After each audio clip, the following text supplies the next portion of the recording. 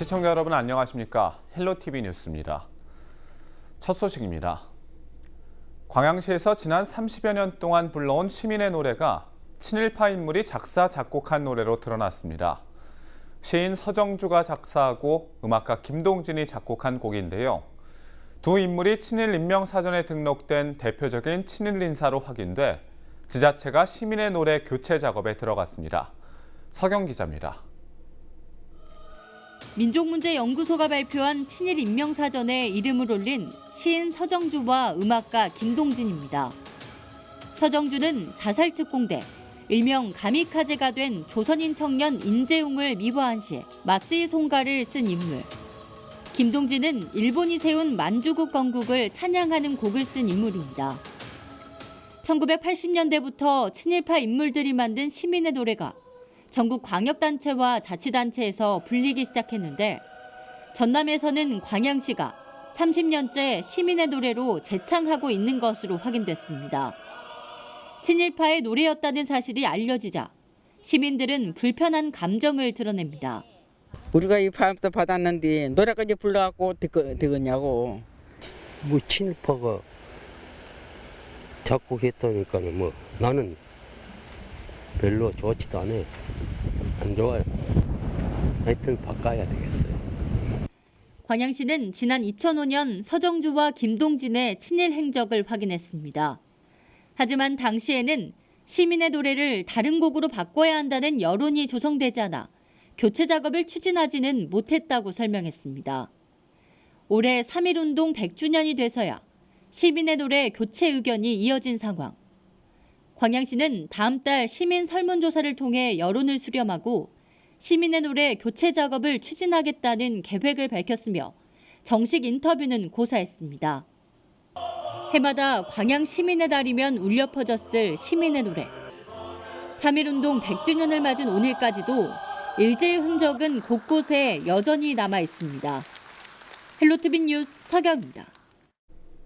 앞서 보신 것처럼 친일 행적을 보였던 사람이 작사, 작곡한 노래가 일부 자치단체를 비롯해 학교 등에서도 사용하고 있는 것으로 조사됐는데요.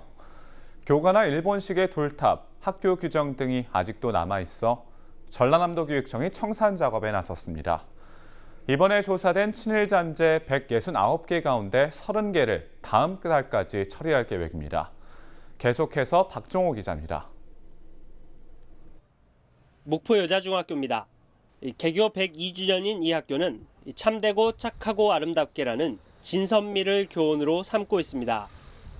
교훈이 적힌 비석의 모양이 일본군 전사자를 추모하기 위해 세운 충혼비의 양식을 띠고 있습니다. 받침돌에는 교직원과 학도 등이 뜻을 모아 세웠다는 내용이 새겨져 있지만 지금은 일부분만 보이는 상황입니다. 교훈비가 세워지기 전에 일본이 팔괭 이루비라는 비석을 놓았으며 이 학교 가운데에 있는 또 다른 석탑도 일본의 양식과 닮은 것으로 조사됐습니다. 이 석탑과 교훈비는 일제 잔재 성물이라는 내용이 담긴 안내문이 설치될 예정입니다. 철거를 했으면 하는 학교의 입장이었지만 그게 여의치 않아서 학생들에게 정확한 역사 인식과 그동안의 그 경과를 알리기 위해서 정확하게 알릴 수 있도록 안내판을 설치해서 우리 학생들이나 그다음에 방문하는 방문객들, 관광객들이 정확하게 알 수 있도록 되어서 전라남도 교육청은 최근까지 조사된 학교 친일 잔재 169건 가운데 다음 달까지 30건을 청산할 계획입니다.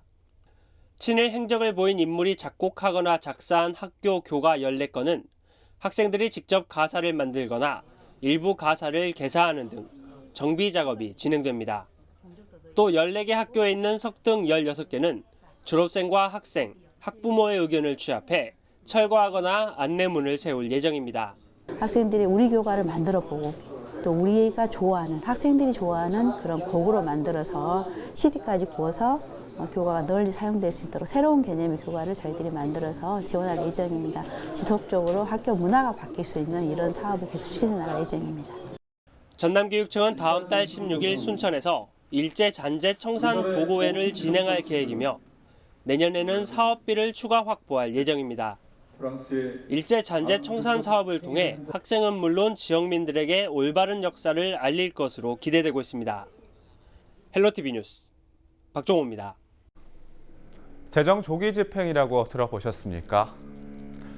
한 해 동안의 재정 집행 계획을 일정보다 앞당겨 사용해 민간 시장에 자금을 조기에 공급해 공급된 자금이 위축된 기업 설비 투자와 소비 등에 활력을 불어넣어 결과적으로는 지역 경제 성장을 돕는 것인데요. 전라남도와 22개 시군 역시 재정 조기 집행을 통해 지역 경제 활성화에 나섰지만 집행률이 저조하다고 합니다. 자세한 내용 송효찬 기자가 취재했습니다. 행정안전부가 올해 목표로 제시한 집행률은 광역자치단체 94.1%, 기초자치단체 84.5%입니다. 전체 평균도 89.2%. 하지만 전라남도를 비롯해 22개 지자체는 목표에 한참 뒤떨어진 상태입니다. 현재 전라남도와 22개 시군의 예산 총액은 27조 2,380여억 원, 이 가운데 65.5%인 17조 8,392억 원이 집행됐습니다. 목표 대비 24%가량 부족한 상황입니다. 그나마 전라남도 본청의 경우 9조 318억 원 중 79% 수준인 7조 1,337억 원을 집행해 올해 연말까지 목표 달성이 가능할 것으로 보입니다. 그러나 기초단체들은 목표 대비 크게 부족해 올 연말까지 목표 달성은 힘들 것으로 전망됩니다. 현재 22개 시군 평균 집행률은 58%, 목포시가 1조 1,068억 원 중 68%대인 7,609억 원을 집행해 22개 시군 중 집행률이 가장 높았습니다. 그러나 전남 시군 중 예산 규모가 가장 큰 여수시는 1조 9,692억 원 중 1조 802억 원만 집행해 54%의 집행률로 5개 시 가운데 가장 낮았습니다. 군 단위에서는 고흥군이 9,559억 원 중 4,974억 원만 집행해 집행률이 겨우 52%에 그쳐 최하위를 기록했습니다. 여기에 정부의 추가 경정 예산 확정으로 예산액이 늘어나고 재정 집행 대상에 예비비와 적립금, 예치금 등 적립성 예산이 포함되면서 집행률은 더욱 떨어질 것으로 전망되고 있습니다. 문제는 연말까지 이제 2달밖에 남지 않았다는 것. 목표 달성을 위해서는 현 시점에서 집행률이 70%를 넘어야 가능합니다. 목표를 달성하기 위해서는 2달 안에 신속한 집행이 진행되어야 해 자칫 졸속 집행까지 우려되고 있습니다.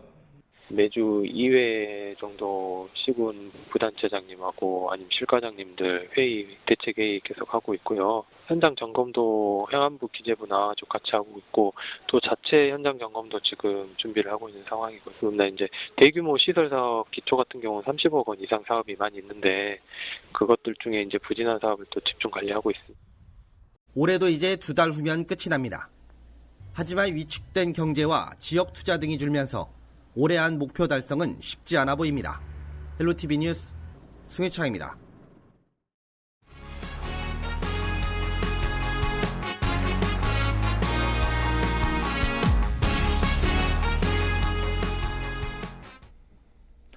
전남 지역은 갈수록 인구가 줄면서 빈집도 늘어가고 있는 게 현실입니다. 농어촌뿐 아니라 도심권에 있는 빈집도 상당한데요. 목포에만 학교 인근에 300개가 넘는 빈집이 있는 것으로 조사됐습니다. 일부 지자체는 10여 년 동안 빈집이 방치되면서 관리가 제대로 되지 않아 청소년들의 탈선 장소로 악용될 우려가 높은데요. 결국 교육청과 지자체, 경찰이 함께 정비에 나서기로 했습니다. 보도에 박종호 기자입니다. 영암군의 한 초등학교 인근입니다. 상가 건물로 쓰이던 곳 창문이 이곳저곳 깨져 있습니다. 15년 정도 비어있는 집인데 안으로 들어가기 위해 문을 부순 것으로 추정되고 있습니다. 또 다른 빈집은 문도 잠겨 있지 않아 위험에 더 노출돼 있습니다. 예전에 살았던 사람들이 버리고 갔는지 여기저기 신발이나 술병들이 버려져 있습니다. 방문은 흔적조차 찾아보기 힘들고 벽이 뚫려 있어 위험한 상황입니다. 영암 지역에 있는 빈집은 310여 개로 이 가운데 11개의 집이 학교 인근에 있는 것으로 조사됐습니다. 아이들이 안전하고 쾌적한 환경에서 교육을 받을 수 있도록 교육청에서 먼저 이런 환경을 점검하고 경찰과 지자체에 함께 협력해서 환경을 좋게 만들자라는 취지에서 시작하게 됐습니다. 불과 몇 년 전만 해도 아이들이 뛰어놀고 거기에서 먹을 걸 사 먹고 그 문구를 샀던 그런 곳인데 인구가 줄어들므로써 그런 것들이 다 이제 황폐화되고요. 학교 주변 빈집 정비는 전남 22개 교육지원청에서 동시에 진행되고 있습니다. 이 출입문이 열린 곳은 폐쇄하고 시 구절이 적힌 현수막을 붙이는 등 주변 환경 개선 사업이 시작됐습니다. 인구 감소와 고령화 등으로 인해 빈집이 늘어나면서 범죄에 악용될 가능성이 높아 정비 작업에 나섰습니다. 그래서 이런 빈집들을 하나하나씩 저희가 좀 정비하고 그리고 하다못해 앞쪽이라도 예쁜 실을 붙여서 아이들이 정서에 안정이 될 수 있도록 해줬으면 좋겠고요. 저희들의 이런 작은 노력들이 우리 전남 도내 시군으로 퍼져나가서 학교 주변에 있는 빈집만이라도 깨끗하게 정비할 수 있는 좋은 계기가 되었으면 합니다. 전남에 있는 학교 인근 빈집은 잠정 추정치로만 500여 개가 넘는 상황. 빈집이더라도 사유재산이기 때문에 주인의 동의가 없으면 강제로 철거하기도 어렵습니다. 학교 주변은 물론 지자체에 늘어가고 있는 빈집에 대한 지속적인 점검과 종합 대책이 필요해 보입니다. 헬로티비 뉴스 박종호입니다. 광양읍 버스터미널이 돌연 운영 중단을 통보했습니다. 적자가 수년째 지속되고 있어 운영 중단을 결정한 건데요. 긴급 대책으로 광양시는 터미널 근처 주차장에 임시 터미널을 승인한 상태인데 이용객들의 불편과 혼란은 계속되고 있습니다. 광양읍 터미널 정상화는 언제쯤 이뤄낼 수 있을지 서경 기자가 취재했습니다. 컨테이너 박스 앞에 마련된 의자에서 대기하는 사람들. 뒤이어 시외버스가 주차장 안으로 들어오고 행선지가 적힌 팻말 앞에 정차합니다. 이곳은 지난 1일 문을 연 광양읍 임시터미널입니다. 광양읍 터미널을 운영하는 회사가 돌연 운영 포기를 통보하면서 임시터미널이 운영되고 있는 겁니다. 불과 500m 근처에 멀쩡한 터미널을 두고 임시터미널이 운영되는 상황. 화장실도 대기실도 부족한 이곳에서 버스를 기다리는 동안 시민들의 불편과 불만이 쏟아집니다. 시민들 불편을 없이 해야지 어느 날 갑자기 길바닥에 냈더니 이거는 누가 책임져야 될지는 몰라도 이해가 안 간다고요. 황당했어, 황당해. 이게 없어 보니까 깜짝 놀랐죠. 잘못 온 줄 알고. 지난번에 한 번 왔거든요. 그게 여기 있더라고요. 조그만하니. 그런데 깜짝 놀라고 지금 물어보도 못하고 어쩌도 못하고. 광양읍 버스터미널 운영사업자 측은 지난달 중순쯤 돌연 운영 포기 공문을 광양시에 보냈습니다. 터미널 운영사업자는 버스 운송사업자와 승차권 판매 수수료를 나눠가는데 이 과정에서 수수료 비율에 대한 논의가 어긋나자 소송이 진행됐고 돌연 버스터미널 운영을 포기한 겁니다. 그 사이 버스 예약 시스템이 마비됐고 시민들의 불만은 커졌습니다. 여론이 걷잡을 수 없이 악화되자 터미널 사업자 측은 다시 운영하겠다는 공문을 광양시에 보냈습니다. 시설 사용료가 모든 것이 2002년도로 다 묶여 있어요. 새 차를 만약에 한 대 꽂았는데 하면 3,000원 이렇게 받아요. 우리는 상식적으로 좀 기회를 달라 시간을 그렇게 올 줄 알았죠. 저희들은 이전하든 여전 대책 세우자 이렇게 협의가 올 줄 알았습니다. 솔직히 말해서. 시민들의 혼란이 가중된 상황에서 광양시는 광양읍 터미널 사업자의 공식 사과와 재발 방지책을 요구했습니다.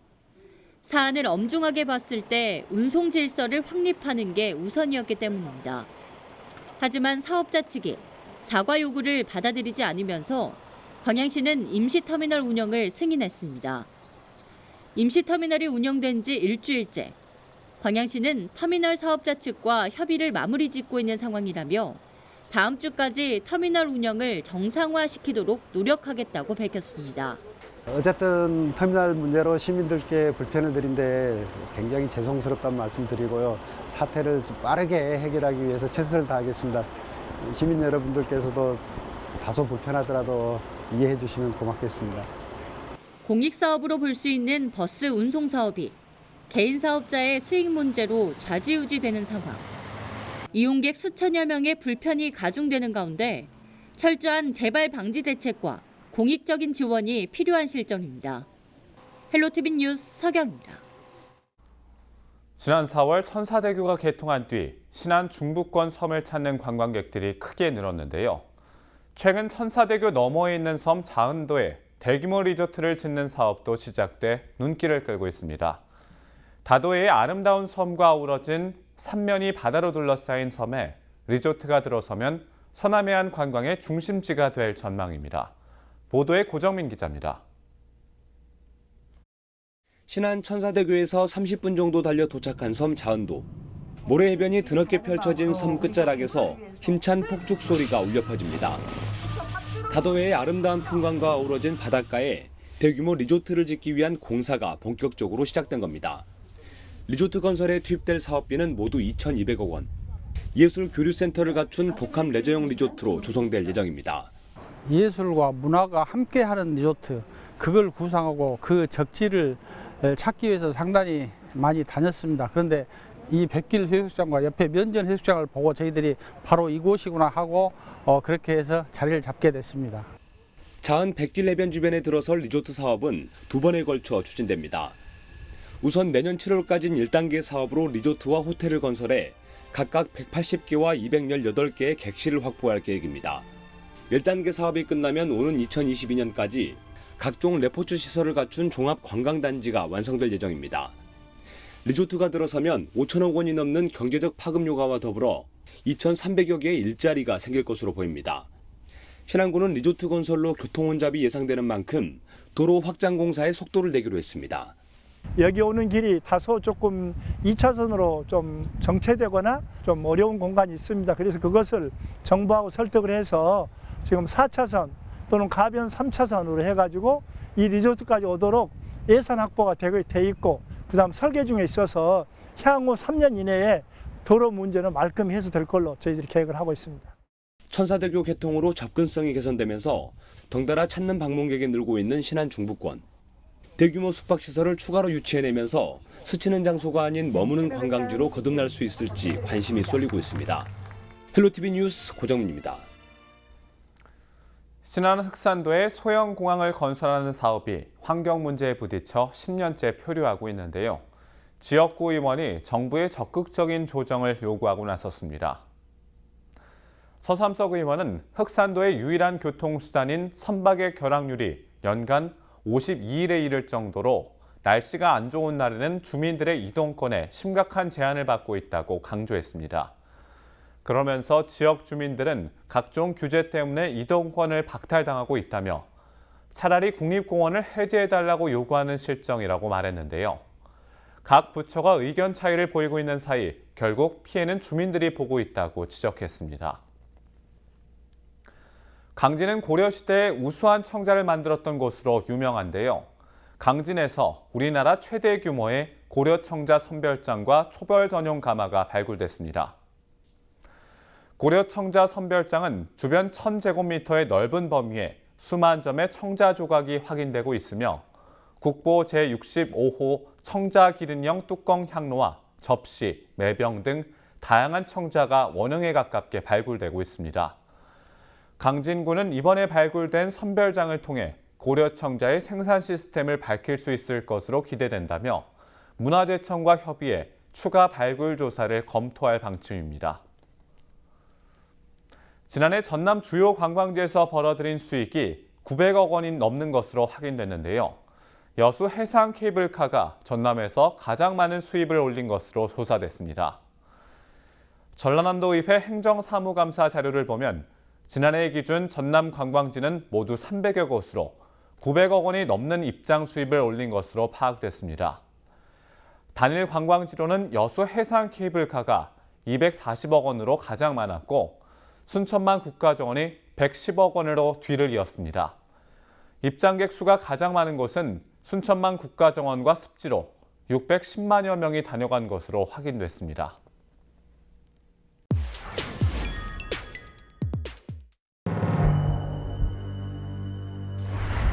기원전 221년 중국을 최초로 통일한 사람 진시황. 중국 역사상 가장 위대한 군주의 한 사람으로 평가받는 진시황. 하지만 겨우 50세의 나이에 사망했습니다.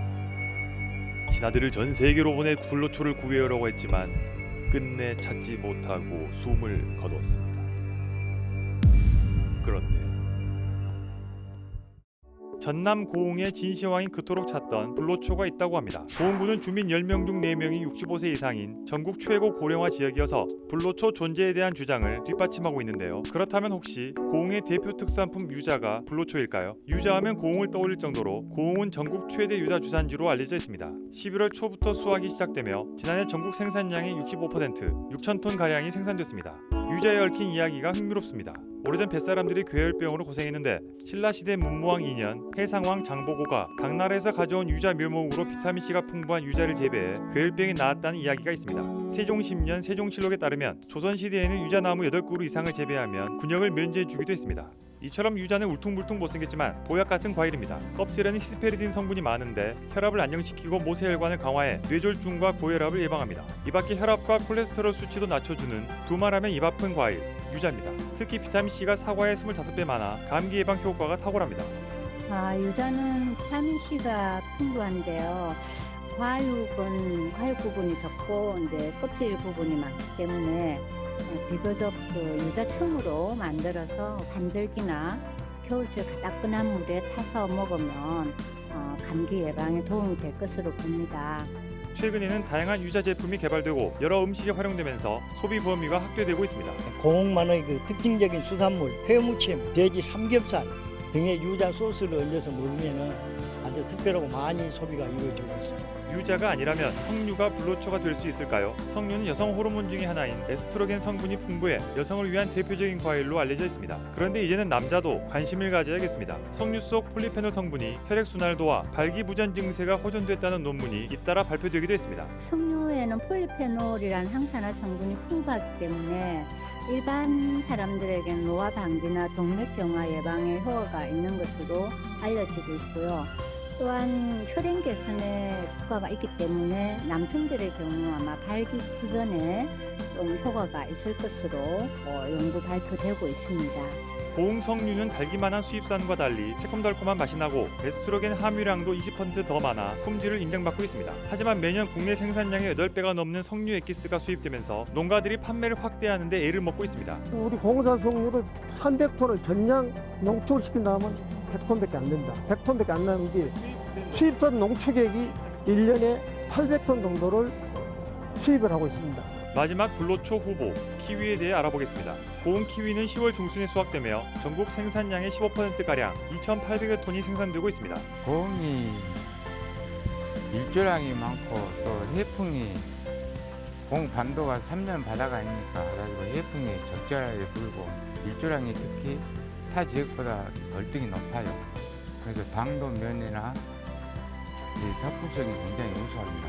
키위는 엽산이 풍부해 임신을 준비하는 여성에게 좋고 남자에게는 정자의 질을 높여준다고 합니다. 남녀가 같이 먹으면 금상첨화겠네요. 또 불면증에 좋고 변비에도 좋고 피부에도 좋고 소화 기능에도 좋고 일일이 나열하기 숨이 찰 정도입니다. 특히 어르신들의 적 치매도 예방할 수 있습니다.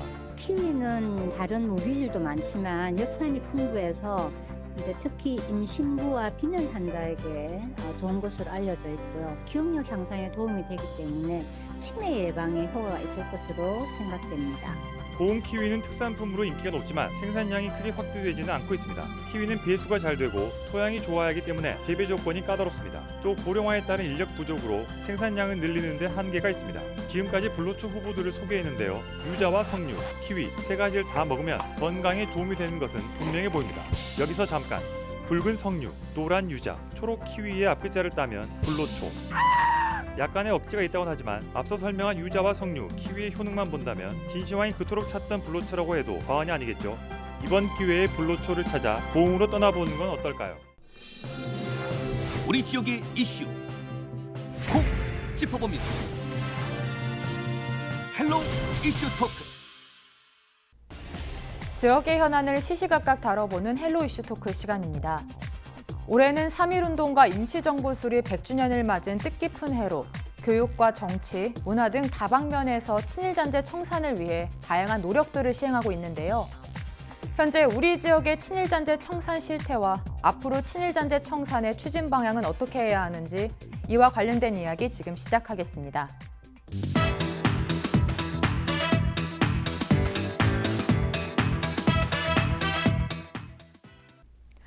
네, 전남 지역 내 교육이나 문화 등 친일 잔재들을 쉽게 찾아볼 수 있는데요.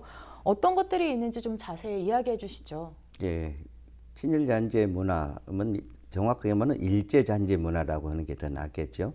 이게 유형적인 것도 있고 무형적인 것도 있습니다. 근데 전남보다도 더 먼저 우리나라 전국적으로 문제가 되는 것들이 친일 노래랄지 이런 것들. 요즘 한참 애국가가 문제가 되고 있었죠. 또 많이 부르던 선구자, 희망의 나라로.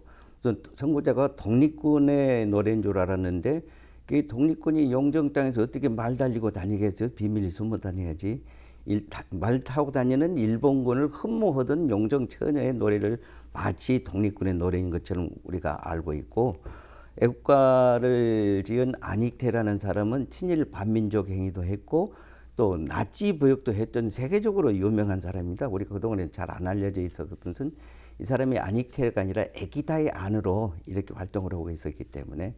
그런데 이제 이런 것들이 우리 사회 전반에 널려 있는 거고, 전남으로 돌아와서 이야기를 할 것 같으면은 각 학교의 교가랄지 이런 것들이 일본 사람들 내지는 친일 행위를 했던 이런 작곡가들이 지은 교가가 있고, 또 일본 풍의 그 가락으로 지은 교가가 있고, 가사가 그런 것들도 있고, 그리고요. 무형의 것이라면 이제 우리가 뭐 성물을 예를 들 수가 있는데, 석탑이랄지 비석이랄지 아니면 그 정원에 있는 석등이랄지, 또 교정에 심어져 있는 나무, 가이스카 향나무라고 그러죠. 향나무, 일본에서 들어온 이토 히로부미가 들었던 또 그 히말라야 시다라는 나무들. 이게 전남에 같은 경우는 해방 전부터 세워진 학교가 많기 때문에 옛날부터 일본식 조경을 해놓고 이것들이 이제 아직까지 그대로 남아 있거든요. 그래서 어떤 학교는 그 일본 향나무를 교목으로 정해주는 것들도 있고, 그래서 심지어는 이제 그 친일 반민족 행위를 했던 사람들을 찬양하는 공적을 기리는 공적비 이런 것들이 학교 마당에 있는 경우가 많이 있어요. 그것도 한편으로는 이제 그 석탑 이런 게 모양인데, 우리가 충원비랄지 충원탑이랄지 아니면 심지어는 3.1운동 기념탑 이런 것들조차도 일제의 충원탑 모양을 그대로 갖다가 어떤 것은 그것을 재활용해 가지고 쓴 것들도 많이 있습니다. 일제 충원탑이라는 것은 밑이 정사각형이고 위로 올라갈수록 좁아지면서 끝이 이렇게 뾰족하게 되는 모습이거든요. 근데 그걸 우리가 모르고 썼어요. 그 한동안은 이제 일본이 이제 성물이 비싸니까 우리나라에서 일본 뭐 사원이랄지 신사에 이런 그 성물들을 많이 여기서 만들어가지고 수출했었는데, 그 오일 쇼크 이후로 일본 경제가 무너지니까 우리나라 수출길이 막혀버렸습니다. 그래서 일본에 수출하려고 만들었던 성물들이 국내에 막 퍼져버려요. 그래가지고 해방 이후에 심지어는 최근에 만들어진 어떤 석등이나 이런 것들조차도 일본풍이 그대로 남아있는 거 많이 있습니다. 네, 이처럼 우리 일상생활에 친일 잔재가 많이 남아있는 거를 볼 수 있는데요. 네, 올해 뜻깊은 해인 만큼 교육청이나 지자체에서도 친일 잔재 청산을 위해서 많은 노력들을 하고 있습니다. 이처럼 친일 잔재 청산의 의미는 뭐라고 볼 수 있을까요?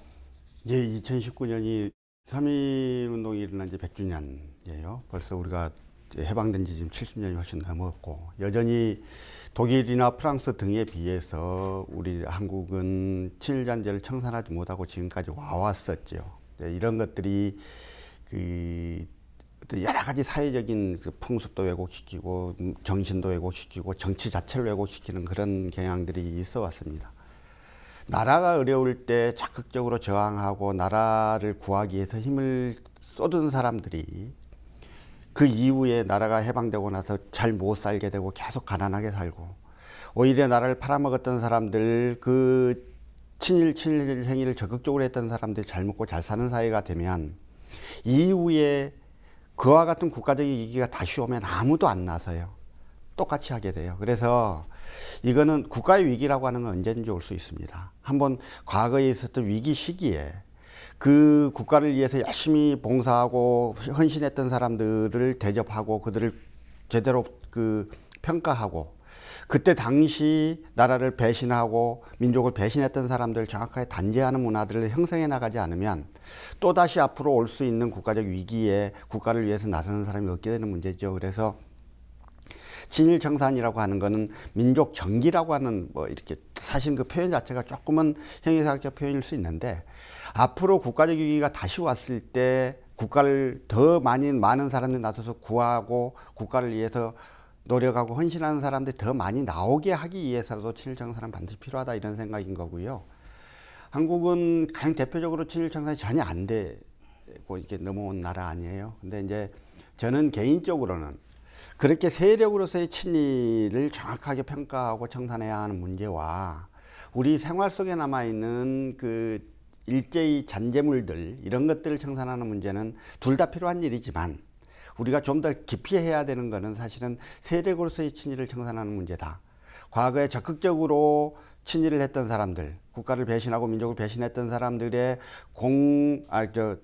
그 행적을 제대로 평가하고 이거를 교육과정 속에서 제대로 담아내는 것, 그리고 독립운동을 했던 사람들을 정확하게 평가하고 그들의 생활보장을 위해서 국가가 더 나서주는 것, 이게 1차적인 문제이다라고 생각을 하고요. 왜 여기에 더불어서 계속 이제 그 우리 생활 속에 있는 것들도 좀 평가하고 했으면 좋겠는데 사실 우리 이제 생활 속에서 가장 친일로 크게 문제가 되는 게 학교 교과들이에요.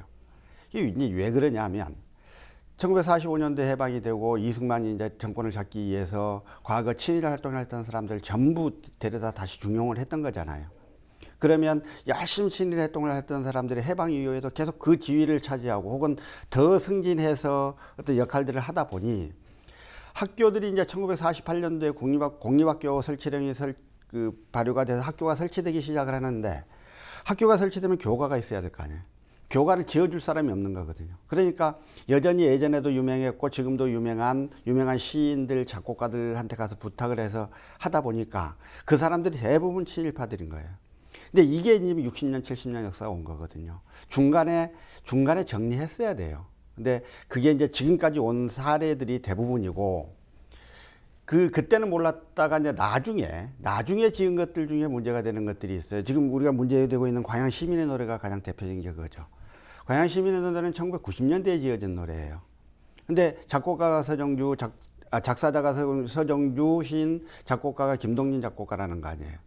이들이 친일 행적이라고 하는 게 그전에 정확하게 평가되지 않다 보니까 1990년대에 이걸 만들 때도 그들의 친일 행적에 대한 지식이 없이 또는 그에 대한 문제의식이 별로 없이 그 사람들한테 부탁을 해갖고 만들어서 잘 만들어진 노래라고 막 지금까지 좋아라 했는데 최근에 이제 그들의 친일 행적이 적극적으로 드러나면서 문제가 되고 있는 거예요. 지금 이제 광양시의 경우에는 우선 당장 이제 공식석상에서 부르지 않도록 하고 앞으로 시민의 뜻을 더 모아서 그 시민의 노래를 변경하는 문제를 논의하겠다고 하는데 어쨌든 그것도 좋은 태도고요. 갑자기 쑥 없애는 것도 뭐 중요할 테지만 어쨌든 이 문제에 관하여 시민들의 의사들을 더 많이 모아내는 건 중요한 문제일 겁니다. 이렇게 우리 생활 속의 친일은 반드시 청산해야 하는 이유는 아까 처음에 말씀드렸던 그런 부분들이고 우리 생활 속에 특히 친일 문제들이 많이 남아있을 수밖에 없는 이유가 같이 연동되어 있는 것이니까 이제 지금 이 기회라도 좀 적극적으로 세력으로서의 친일이 그대로 이 나라에 발붙지 못하도록 하는 것, 국가적 국민적 노력들을 계속하는 것 중요하다고 생각합니다. 네, 이제 친일전제 청산을 위해서 국가나 시민들의 노력을 해야 하고 있고 또 노력해야 하는 시점이라고 말씀해 주셨는데요. 좀 늦은 거지요. 네, 지금이라도 적극적으로 해야 합니다. 네, 적극적으로 해야 하는 상황인 거라고 네, 말씀해 네. 주셨는데요. 네, 이렇게 친일전제를 청산해야 하는 가장 큰 목적은 뭐라고 보십니까? 예, 변호사님도 지적을 해주셨는데 결국은 역사 정의를 어떻게 바로 세워야 되는가 하는 것입니다. 친일했던 사람들은 오래도록 먹고 살고 독립운동을 했던 3대를 굶어 삼는 이런 우리 풍토가 바뀌어야지 되는데 지금까지 해방 이후에 우리가 그 친일 적폐 세력들을 정리하지 못한 까닭에 우리나라 각 모든 계층에서 언론, 군대, 또 무슨 심지어는 경제, 학계 이런 데까지 그 친일 세력들이 아직도 그 세력을 누리고 있거든요. 그래서 이제 역사 정의 이것을 제대로 이야기하지 않으면은 역사를 가지고 있는 민족은 땅을 혹시 빼앗기더라도 다시 되찾을 수 있어요. 예를 들어서 유태인이랄지 이런 수천 년을 나라를 땅을 잃고 헤매고 다녔지만 그들이 역사를 가지고 있었고, 우리도 35년간 지배를 받았지만 우리가 역사를 가지고 있었기 때문에 우리나라, 우리 땅을 되찾을 수 있었습니다. 그 넓은 땅을 가지고 있던 인디언들은 그 역사가 없었기 때문에 그냥 거의 멸종되다시피 되거든요. 그래서 중요한 게 역사 정의를 찾아서 이 사회의 바른 목표를 정하자 이것이죠. 네, 역사적으로 이제 먼저 역사적 의식을 먼저 하고 목적을 바로 세우고 친일 잔재 청산하는 게 가장 큰 게 중요하다고 말씀해 주신 것 같은데 제가 네, 들었습니까? 맞습니다. 네, 그렇다면 이처럼 긴 시간 동안 제대로 된 일제 청산이 잘 이루어지지 못한 이유는 뭐라고 보십니까? 해방 이후에 독일과 달리 우리나라는 이승만 정권이 들어서면서 반민특위라는 것을 만들어서 우리가 그 친일 반민족 세력들을 정리하려고 그랬거든요. 독재자 이승만이 자기의 어떤 정치적 야욕을 위해서 그 친일 세력과 같이 힘을 합해버립니다. 일본 군 출신, 일본 경찰 출신, 핑계는 마땅한 사람이 없다. 그 공무원들 훈련된 사람이 없다는 핑계로 그 친일 세력들을 그대로 갖다가 받아들여 버리고, 그래서 이제 그것이 우리 역사 정의가 이루어지지 않은 것이거든요. 근데 이게 또 미 군정의 어떤 목적하고도 이해관계가 맞아 떨어졌어요. 그래서 이제 미 군정은 우리 조선 대한민국을 위해서 이런 것이 아니라 자기들이 이해관계를 가지고 일을 했는데, 결국 그 뒤치다거리가 이승만의 독재, 그 다음에 박정희의 군사독재, 전두환까지 이어지고, 또 최근에도 무슨 이명박, 박근혜 이런 또 친일 기득권 세력들이 그동안 지배를 해온 바탕이 된 것이죠. 네, 그렇다면 변호사께서 보시기에 이처럼 오랜 시간 동안 친일 잔재가 청산되지 못한 이유는 뭐라고 보십니까? 네, 아까 소장님 말씀하셨던 그게 가장 크죠. 그러니까 정치 세력이, 친일 세력이 그러니까 정치 권력을 장악한 것이고 그 권력이 계속되어 왔던 것이죠. 그러니까 혹시라도 자신들의 친일 행적이 드러날까 조심스러워서 오히려 이제 독립운동을 했던 사람들 적극적으로 그 비난하고 폄하하고 그 박해하고 하는 과정들을 거쳐왔던 거고, 이 과정에서 그들은 정치 권력, 경제 권력, 언론 권력, 군대 권력, 모든 권력들 다 틀어지고 나라를 운영하는 체계들로 이루어져 왔으니 이게 친일 잔재가 제대로 청산되기 어려웠을 겁니다. 그러다가 이제 이 2019년도가 사실 이제 역사적인 일들이 벌어지고 있는 거잖아요. 이게 그 일본의 아베가 오히려 촉발한 측면들이 있는데, 여기에 대해서 이 국민들이 일본의 부당한 침략에 대해서 우리를 보호하는 운동들을 시작을 하면서 한국에 남아있는 친일적 색채를 갖고 있는 정치 세력에 대해서 단죄하는 운동들을 하기 시작을 해요.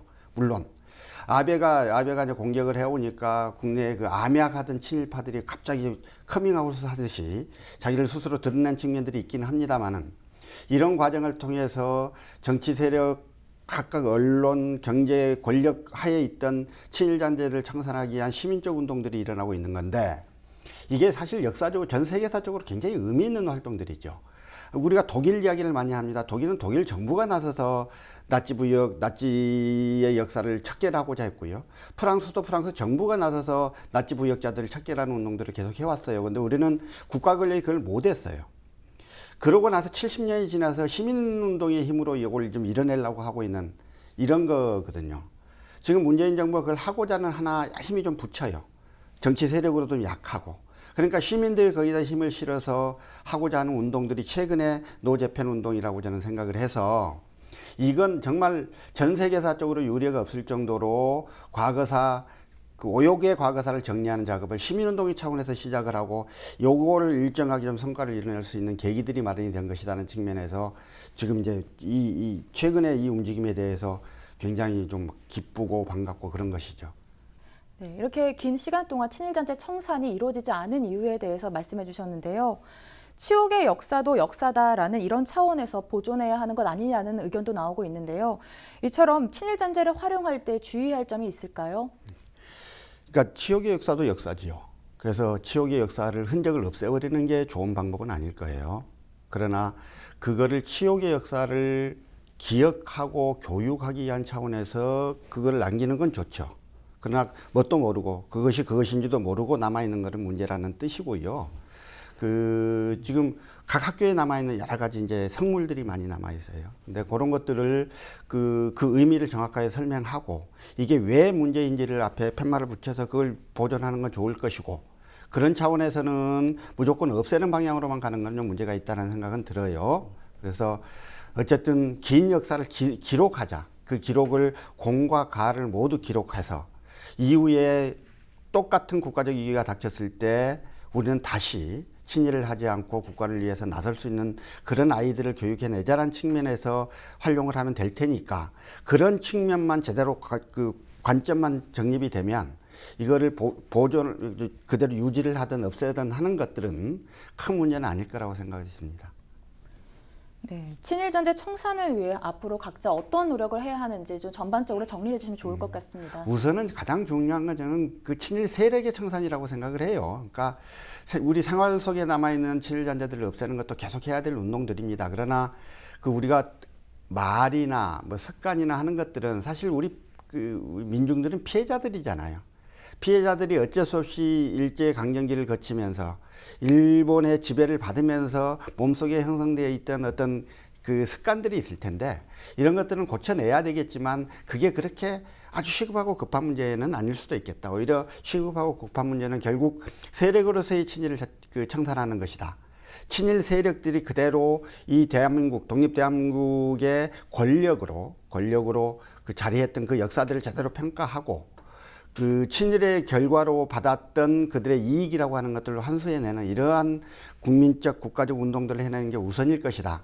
거기에 좀 중점을 맞춰서 이 운동들을 풀어나갔으면 좋겠다, 이런 생각을 하고 있습니다. 네, 이제 국민적 국가적 노력을 해야 하는 게 가장 중요한 핵심이다라고 말씀해 주셨는데요. 네, 오늘 전반적으로 친일잔재 청산에 대한 이야기를 나눠봤습니다. 네. 친일잔재 청산을 위해서 앞으로 우리가 어떤 노력을 해야 하는 겁니까? 아까 변호사님 말씀 적극적으로 지지하는데요. 이 잘못된 역사도 역사이기 때문에 유형의 무형의 것들이 있는데, 무형의 것들 노래랄지 교가랄지 이런 것은 놀이 방법이 바꾸면 되거든요. 근데 유형의 것들 뭐 석탑이랄지 성물이랄지 이런 것을 그냥 정지 부숴버리는 게 제 능사는 아니거든요. 김영삼 대통령 들어서 그 중앙청 옛날 조선 총독 건물을 부숴버렸는데, 이것을 부숴버렸다고 해서 잘한 것은 아니고, 그때는 기분으로는 시원했어요. 그러나 다른 것으로 옮겨서 보존을 해놓을 가치는 있었습니다. 아까 진행자님이 활용이라는 표현을 썼는데, 활용이라는 것은 좀 적합한 것 같지 않고요. 그래서 우리가 이런 시대를 거쳤단다 하고 후세에 교육의 지표로 놔두는 것이, 말하자면 다시 우리가 그런 불행한 역사를 반복하지 않게 이렇게 어떤 교훈을 주는 것이거든요. 그래서 무엇보다도 시민들이 이제 한 사람 한 사람씩 이렇게 우리가 자존심을 가지고, 국민으로서 자존심, 대한민국의 어떤 자존심을 세우기 위해서라도 우리 정체성을 가져야 되는데, 요즘 일본 제품 불매운동, 이게 또 조금 시간이 지나니까 다시 반복되고 있다, 이런 것들이 있거든요. 이런 것들은 자존심을 가진 국민들이 할 수 있는 것은 아니거든요. 그래서 일본 사람들은 자기들의 어떤 오기와 이런 것들이 있기 때문에 그렇다 하는데, 우리도 그보다 더 많은 역사적인 자존심을 가지고 있는 사람들인데, 일본이 잘못 교육을 해놨어요. 조선은 어쩔 수 없어, 조선징도 어쩔 수 없어. 그 민족을 굉장히 비하시키는 이런 교육들이 식민지 시대 때, 일제강점기 때 계속 진행이 됐었는데, 아직도 거기서 벗어나지 못하고 있는 사람들이 많이 있습니다. 특히 나이 든 세대. 그래서 우리는 그런 것들을 바로 찾아서 우리의 자존심을 지키면은 바로 친일잔재 저절로 청산이 될 테고, 그 중에는 이제 아까 말씀하셨던 세력의 이런 청산, 이게 가장 중요한 기초가 되겠죠. 역사적 일을 바로 세워야 우리가 앞으로 미래가 있습니다. 네, 친일잔재 청산 하루아침에 끝날 수 있는 건 아니지만 시작한 만큼 꼭 잘 친일잔재가 청산이 되길 바라보겠습니다. 오늘 이야기 여기까지 나눠보도록 하겠습니다. 두 분 고맙습니다. 우리 지역 곳곳에 남아있는 친일잔재 청산은 뒤틀린 우리의 역사를 바로잡고 또 미래 세대를 위해서 반드시 필요한 작업입니다. 지속적인 조사와 청산을 위한 예산이나 지원이 이루어지길 바랍니다. 지금까지 헬로 이슈 토크였습니다.